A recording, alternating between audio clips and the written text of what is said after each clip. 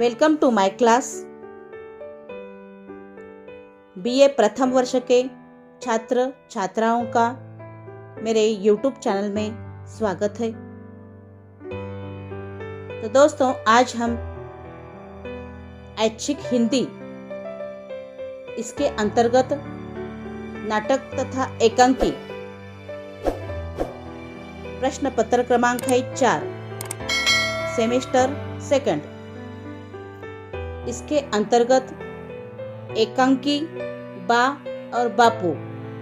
एकांकीकार है राम नरेश त्रिपाठी। इस एकांकी में बापू का अतिथि स्नेह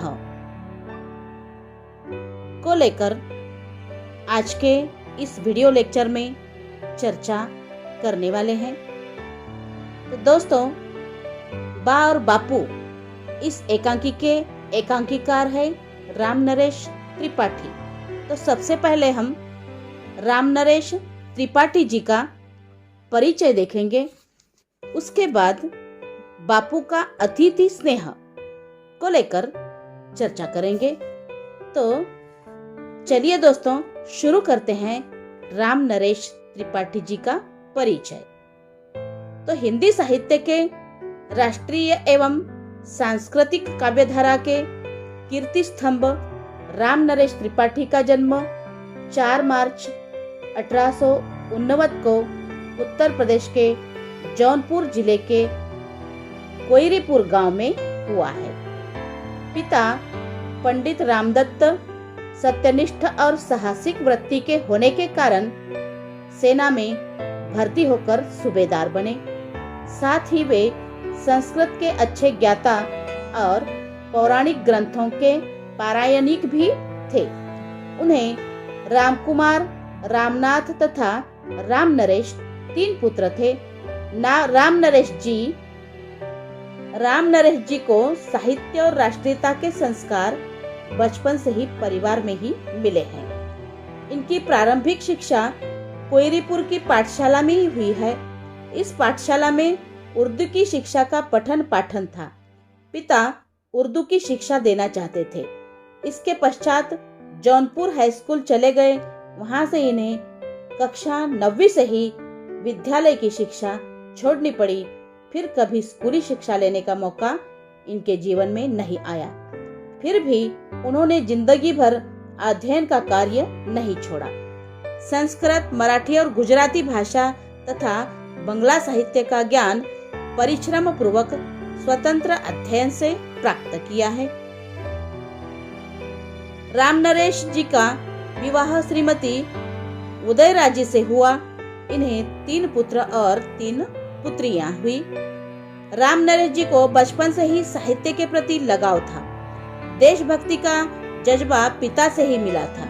कई बार देश की आजादी के लिए जेल भी गए। स्वातंत्र्य प्राप्ति आंदोलन में महात्मा गांधी के कदम से कदम मिलाकर सहयोग दिया। इस तरह राम नरेश त्रिपाठी आजादी की लड़ाई में शारीरिक दृष्टि से सिपाही थे, तो साहित्यिक क्षेत्र में कलम के सिपाही थे। तो राम नरेश त्रिपाठी की रचनाएं हैं, काव्य है मिलन पथिक, स्वप्न, खंडकाव्य आदि। कविता संग्रह मानसी, आर्य संगीत शतक, मारवाड़ी, मनोरंजन आदि। उपन्यास है वारांगना, वीरबाला, मारवाड़ी और पिशाचनी, सुभद्रा, लक्ष्मी आदि। इनके द्वारा लिखित नाटक है जयंत, प्रेमलोक, बर्फाता चाचा, अजनबी, पैसा परमेश्वर, कन्या का तपोवन आदि। इनके द्वारा लिखित कहानी संग्रह है सपनों के चित्र, पद्मावती, सेठ रामदयालु जी, नेवटिया, गांधी जी कौन है, सेठ जमनालाल बजाज, 30 दिन मालवीय जी के साथ इत्यादि। तो राम नरेश त्रिपाठी द्वारा लिखित बाल साहित्य है बाल कथा कहानी, गुपचुप कहानी, मौत की सुरंग कहानी, जादू की कहानियाँ, परियों की कहानियाँ, राक्षसों की कहानियाँ, नई कहानियाँ, आदमी की कीमत, रूपा, भय बिन होयन प्रीति, बेल कुमार, बुढ़िया बुढ़िया किसे खाऊं, फूल रानी, कड़ पूछ कटे की, तीन सुनहरे बाल, पेखन इत्यादि। तो आलोचना है तुलसीदास और उनकी कविता, हिंदी, हिंदुस्तानी आदि ऐसे प्रतिभाशाली साहित्यकार का 16 जनवरी 1962 में निधन हुआ है। तो दोस्तों, बा और बापू के एकांकीकार रामनरेश त्रिपाठी मूल रूप से छायावादी कवि है। देश प्रेम और राष्ट्रीयता उनके साहित्य की प्रमुख प्रवृत्ति रही है। बा और बापू इनका एकांकी संग्रह है, जिसमें कुल 5 एकांकी संग्रहित है। संग्रह का प्रथम एकांकी बा और बापू कस्तूरबा और महात्मा गांधी जी के जीवन की सच्ची घटनाओं पर आधारित एकांकी है। इसमें दक्षिण अफ्रीका और गुजरात सत्याग्रह आंदोलनों की घटनाओं के माध्यम से बा और बापू का चरित्र प्रस्तुत किया है। बापू को सरकार जेल में डालती है, तब बापू की गैरहाजिरी में बा सत्याग्रहियों की सहायता करती है। 101 डिग्री बुखार होने के बाद भी वह आराम करने के बजाय उस गांव में पहुंच जाती है जहां के किसान और बहनें देश की खातिर सरकार से लड़ रहे हैं।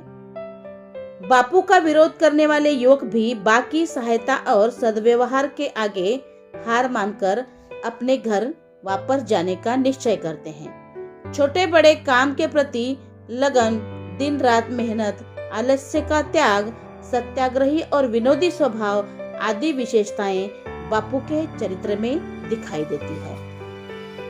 तो दोस्तों, इस तरह से बा और बापू इस एकांकी के बापू का अतिथि स्नेह को लेकर हम चर्चा करने लगे हैं। तो दोस्तों, रामनरेश त्रिपाठी की एकांकी बा और बापू के द्वारा एकांकीकार ने सत्य घटनाओं पर आधारित गांधी जी के जीवन के कुछ प्रसंगों के आधार पर उनके व्यक्तित्व की विशेषताओं को विवेचित करने का प्रयास इस एकांकी में एकांकीकार ने किया है।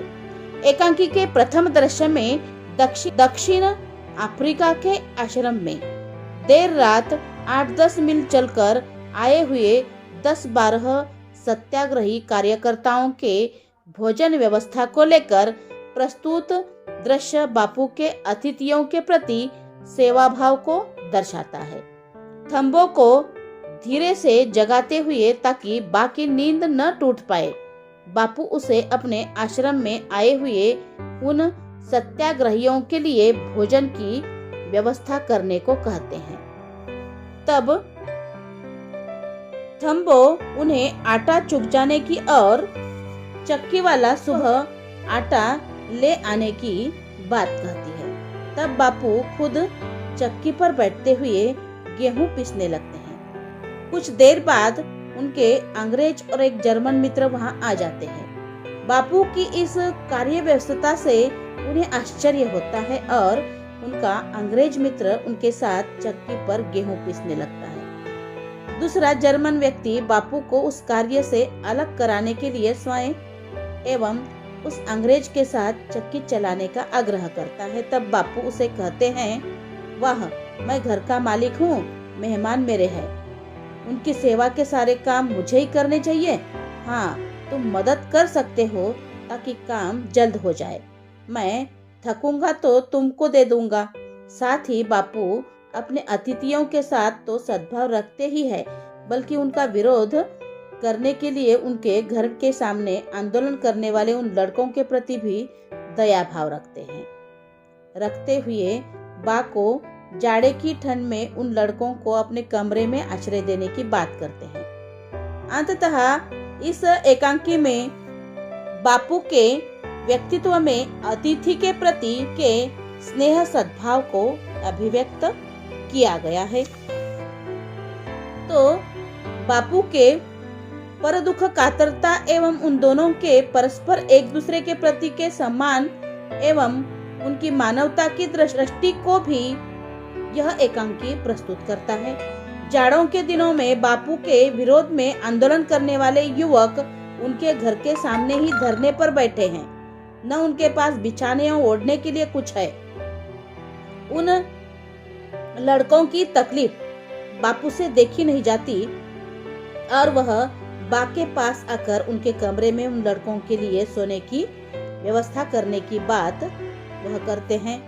बा बापू के सुझाव का विरोध करते हुए कहती है, अपने कमरे में रख लो ना, जो दिन में राह चलना मुश्किल कर देते हैं, काली झंडियां दिखलाते हैं, रात में भी दरवाजा घेर कर बैठते हैं, भद्दी भद्दी बातें बोलते हैं, वे मुझे प्रिय नहीं है। तुम्हें बहुत प्यारे हैं तो उन्हें अपने ही पास रखो।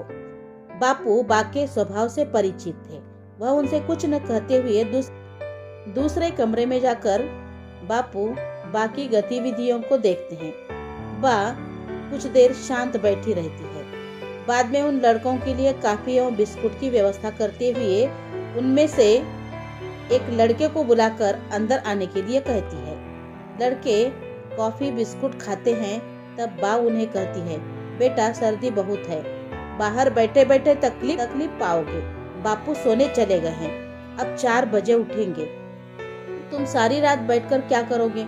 कमरे में आकर सो जाओ, मैं तुम्हें ठीक 3:30 बजे जगा दूंगी। 4 बजे तुम तैयार बापू के सामने चले जाना। लड़के एक दूसरे का मुंह ताकते हैं।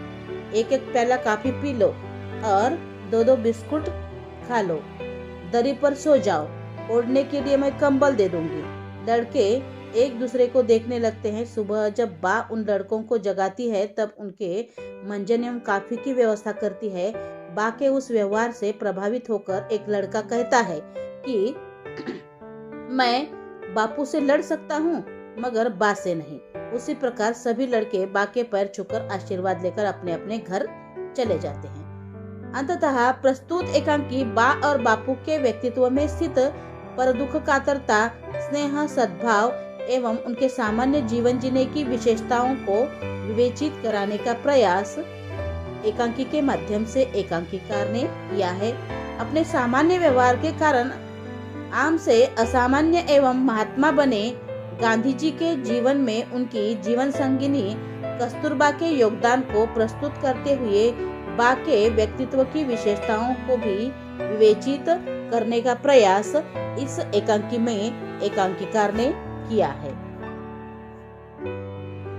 तो इस तरह से दोस्तों प्रस्तुत एकांकी में बापू के व्यक्तित्व में अतिथि के प्रति के स्नेह सद्भाव को अभिव्यक्त किया गया है। धन्यवाद।